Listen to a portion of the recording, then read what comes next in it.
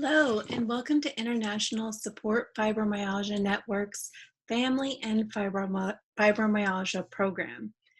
My name is Suzanne Kopeski. Just to give you a little background on myself, I've been living with fibromyalgia for about 5 or 6 years. I've been married for a little over 20 years, and I have 3 children. For me, fibromyalgia changed the dynamics of my relationship with my husband.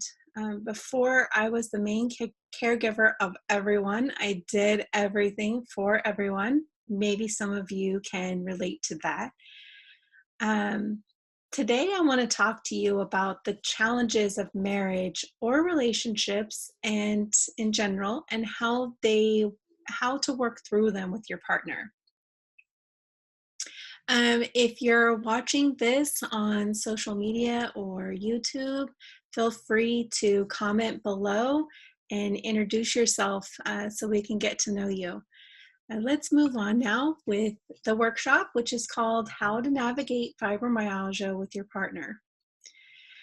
So the first thing we're going to talk about are the challenges. Now, these are challenges that I have researched by reaching out to other people and that I've personally experienced myself. So feel free to also bring up other challenges if I don't mention your challenges. Feel free to put yours in the comments. So let's get started. The first challenge is having to make adaptations to our roles. This goes for both people. The person with fibromyalgia has to learn to accept help and learn to let others take on responsibilities for things that he or she used to do. The other partner may need to learn new tasks, such as cooking. He or she will need to make adaptations when a fibro flare comes on. This may be hard because they're already picking up slack in other ways. The challenge number 2 is changing priorities. Now that you're both dealing with fibromyalgia, some priorities may need to be changed. This may involve both of you making some sacrifices.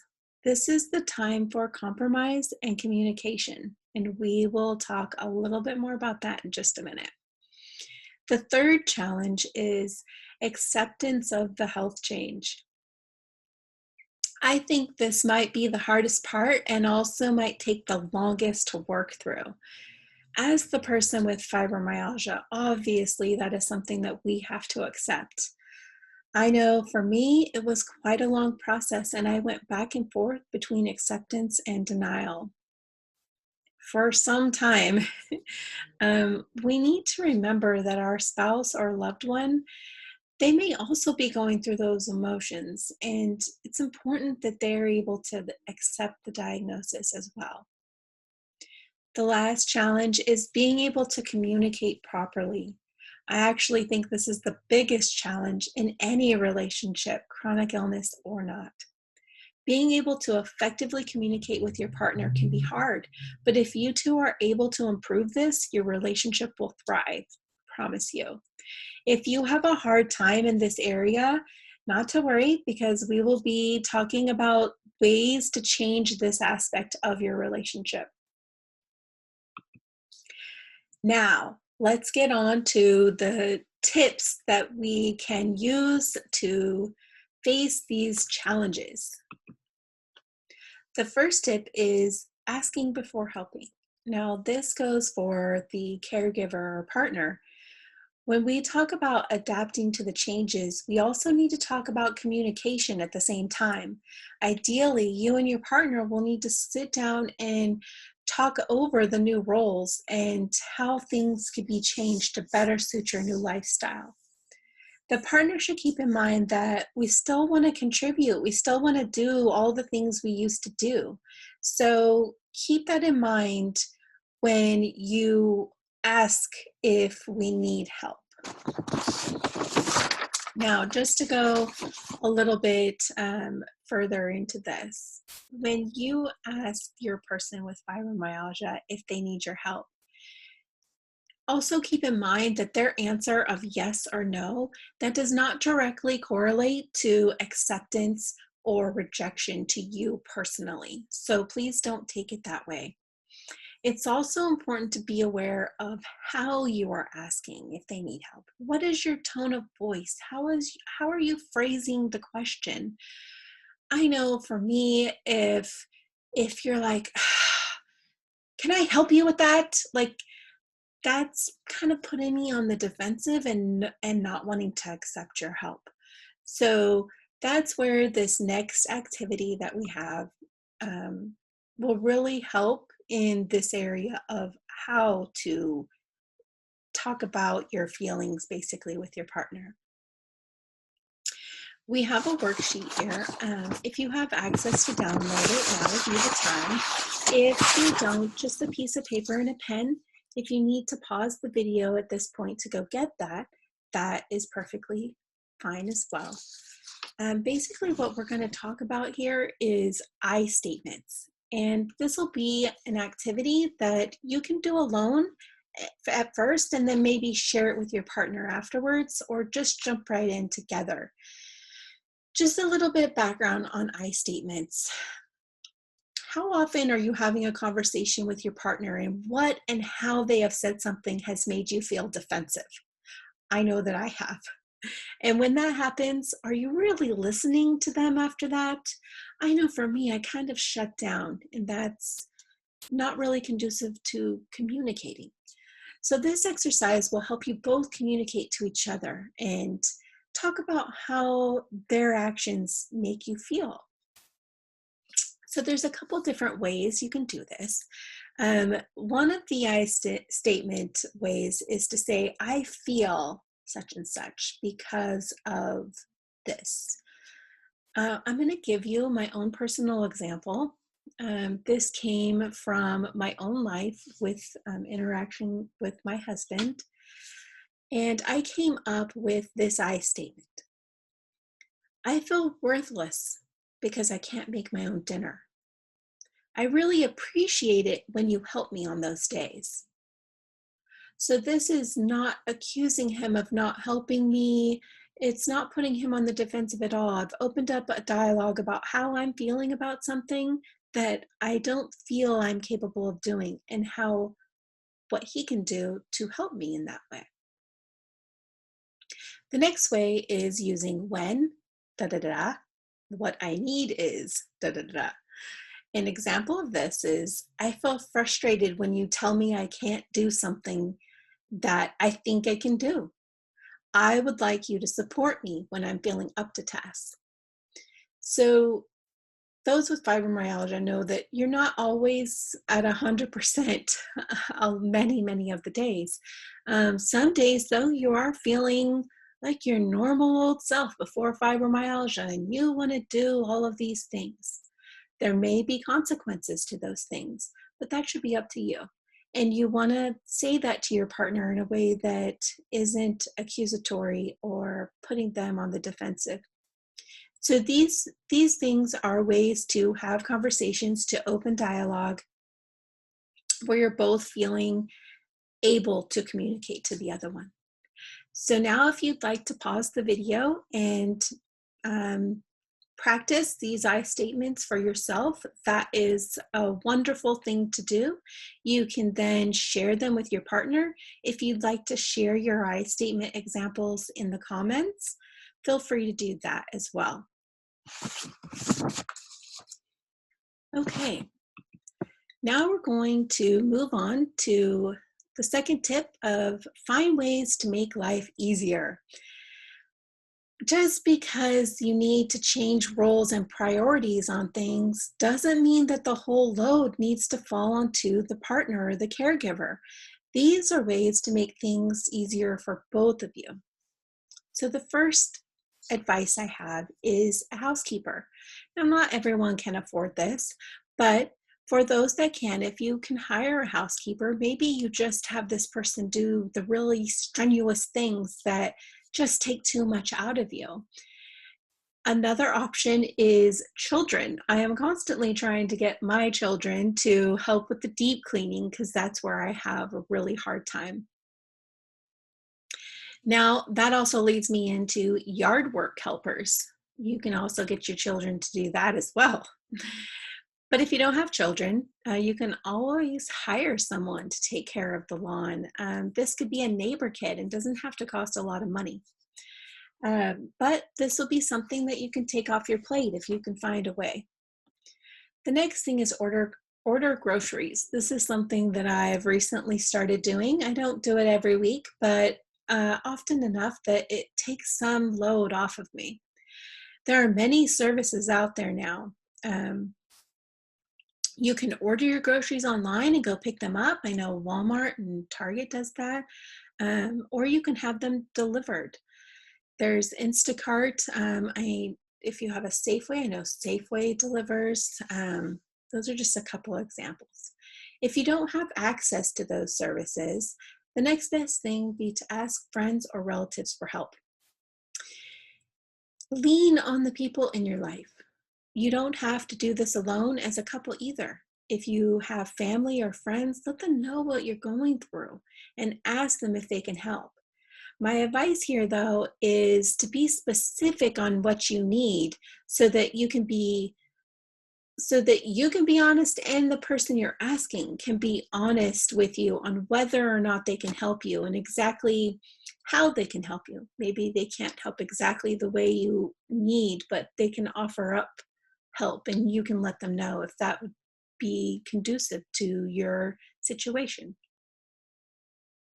Another point here is if you're part of a church community, let your church community know what you're going through. I know that a lot of times people reach out to their church community and they're often there for them, helping in ways that you never thought they would be there for you. Okay, so the next tip, is to find common ground with each other. Let's face it, you're both going through this together. Granted, each of you is experiencing a different side of things, but you have to remember that your spouse's life is changing too. These are the things that you can both agree are hard for you and that you understand about each other. One of the things is the feeling of loss of control. You both have lost control over something, your health. You may be grieving lost lifestyle. If the two of you were an active couple, you had a lot of plans, maybe you did a lot of outside activities, that might have to change. That's a loss, and it should be recognized that both of you are feeling it. This is also where it's important to let your spouse go do activities without you. Be happy for them and make it happen for them. Remember all that they're doing for you and that they deserve this time. Okay, tip number 4 is communicating is key here. How many times have you heard, "I'm not a mind reader"? This is true of anyone, but when you have fibromyalgia in your relationship, communication becomes even more important. I challenge you to raise your hand if you feel you and your spouse communicate perfectly and you don't need help. I wonder how many of you raised your hand. If you did raise your hand, let's see if you feel the same after this workshop. And if you didn't, then let's see if you have tools to change that so you can be the one raising your hand. So the first thing about communication is that you have to come to the table with your patience. There may be frustration on both sides, and the person with fibromyalgia may have a hard time expressing what they're really wanting to say. So that person with fibromyalgia, remember that you need to have patience with yourself as well. Be forgiving when you can't remember exactly the word that you're searching for. Okay, let's go into when to communicate. You've come with your patience. Now, when is the time? You should be trying to communicate all the time, but if you're experiencing more brain fog than usual or pain, that might not be the best time. However, what you can do in those moments are give signals. An example of this would be saying, "My brain isn't working," or "fibro fog." That should tell your spouse right away that you're having a hard time cognitively at the moment. You can't effectively answer the questions they're asking, or maybe you're trying to ask for help, but you can't think of the words. Also, this is something that you maybe should talk about before things happen. Ideally, you would talk about these things before, but that's not always realistic now, is it? So sometimes you may have to just reflect on things after they've happened. In other words, you got frustrated with your spouse and snapped at them. Use this as a learning moment for both of you. Tell them you're sorry, then explain what's happening to you when X, Y, and Z happens. And then explain what helped you the most during those moments. Ideally, when this happens again, you and your spouse are better equipped to handle it in a way that helps everyone. Lastly, how to communicate. I think we have all experienced that bad side of communication before, right? Either we didn't do it effectively or the other person didn't. But we know it didn't work and we walked away feeling further away from that person instead of closer. The goal here today is for you to feel closer to your partner. There are many ways of communicating. Body language. Pay attention to your body language and your spouse's. If they've come in with their arms crossed, a scowl on their face, maybe they're not ready to hear you. Try to keep this in mind when getting ready to communicate. Sign language. If you know sign language, this is a good way to communicate with your fibro person. Is having a hard time or is further away from you in the room. You can even come up with your own signals ahead of time, and they don't have to actually be sign language, as long as you both understand. The last thing is reflection. We talked about this a little bit already. After something goes good or bad, try and sit down together and reflect on it all. Discuss how you can do things differently next time. What worked and what didn't work for each of you. Now we have one last activity. Here, I think that it's a very good idea to do this with your partner, but I want you to write down your top 10 goals, things that you want to accomplish, places you want to visit, whether it's amount of money you want to save, vacations you want to take, anything like this. It could be physical. Maybe you want to increase your exercise or change your diet. Put these on your top 10 lists of goals. Have your partner do the same. And then sit together and talk about it. Take turns listening to each other. Maybe talk about why some of the things are there as goals for you. This could be explaining how important it is to you. And then try to accomplish at least one of those goals. You could do one from each person every month. You can switch months. Like that's all going to depend on how you want to approach it. But the most important part of this activity is that you're learning what's going on with your spouse, where they are and where they want to be. And the same with you. You're learning that about yourself and you're getting to share it with your partner. And that's going to bring you closer together. And if there's nothing the same on each of your goal lists, that's fine. It doesn't mean you're not meant to be together. It just means that you're different people. You have different wants and needs, but you can share those things with each other. You know, if you want to have guitar lessons, but your partner doesn't, maybe hearing that you want to do that makes them want to do it with you as just an activity to do together. You just never know until you have that conversation and you bring that up. Now, if you'd like to pause the video at this time and go ahead and go do that activity, that's perfectly fine. Otherwise, you can write that down and save that for later. Now I want to focus on caregivers. When you think of caregivers, it could be a spouse, partner, any family member. We need to take the time to appreciate them. Most of the time, our spouse or partner is also our caregiver. We touched on this a bit, but as the person with fibromyalgia, we need to make sure our partner is being cared for as well. For me, I get so used to my husband taking care of me, I forget to be thankful. In addition, my husband deals with chronic illness as well, so we often have to take turns taking care of each other. This can be a hardship on its own and also cause a flare for me.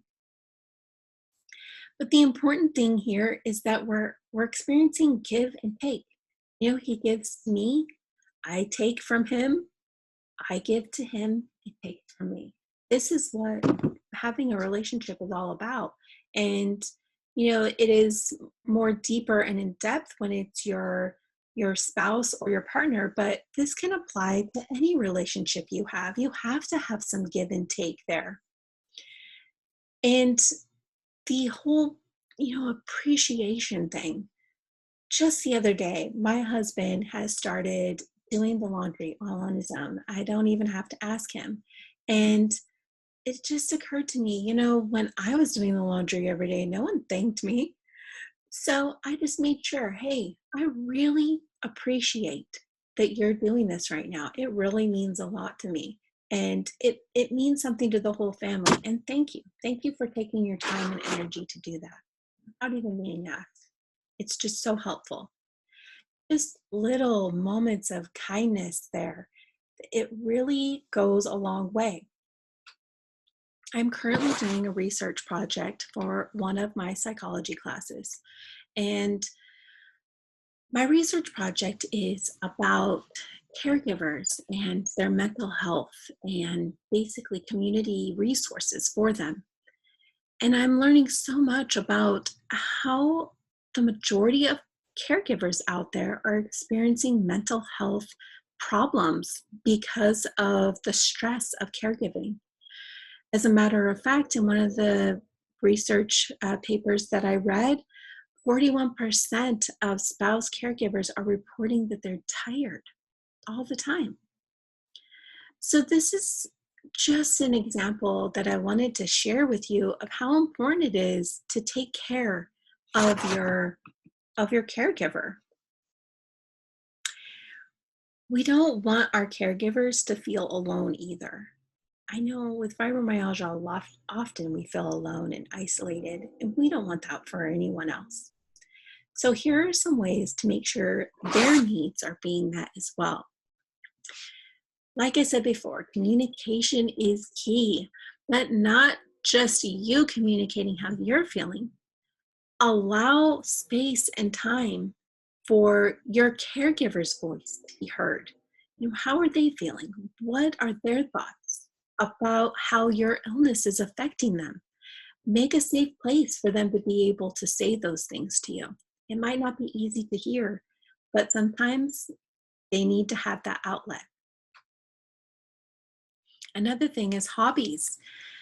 This was briefly touched on earlier, but whether you have hobbies separate or together, it's vital that your caregiver have an outlet for fun and relaxation. They need to have stress relief options. So what you can do is make sure that these events happen for the caregiver.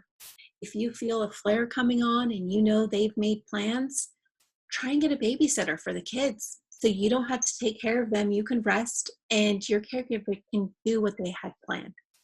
This is just an example, but you get what I mean to making these things happen and being supportive about it as well. And the last thing is caregiver support groups. I don't really know of any, but I encourage you to encourage your caregiver to seek them out if they feel that that's what they need. Sometimes having that community of people that are going through the same types of things that you are going through is very helpful in making you feel less alone, giving you tips on how to handle things, and sometimes being the only people that really understand what you're trying to say.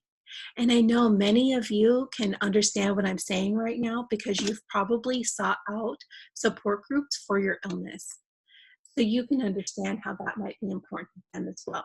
Maybe you even do some research for them and say you found an online caregiver group or you found an in-person caregiver group and you thought they might want that information.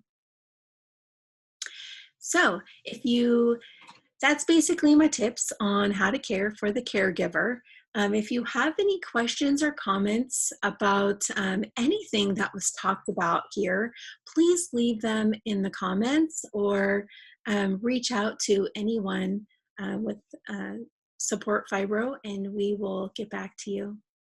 So I want to thank you all for attending this workshop. I truly hope this information has helped you and your partner navigate fibromyalgia together.